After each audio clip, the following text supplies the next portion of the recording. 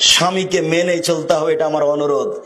দেখুন, আপনার স্বামী আপনাকে গালি দেয়, এ কথাই ঠিক। আপনার স্বামীর মুখ খারাপ, এ কথাই ঠিক। এরপরে আপনাকে আমি মেনে নেওয়ার জন্য অনুরোধ জানাচ্ছি। আপনি সপ্তাহ সপ্তাহ তার সাথে কথা বলবেন না, মাস মাস তার সাথে কথা বলবেন না।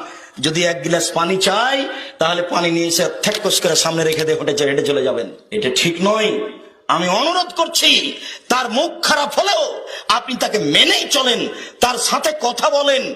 আপনি তার প্রতিবাদ করিয়েন না। ও গালি দেখ, ও মারুক, আপনি চুপ থাকেন, আপনি তার প্রতিবাদ করিয়েন না। সংসার ভালো হবে। আমি আব্দুর রাজ্জাক বিন ইউসুফ, আপনার দিনী ভাই, আপনাকে অনুরোধ জানাচ্ছি, আপনি স্বামীর সাথে কথা বলেন, স্বামীর সাথে ভালো হয়ে চলেন।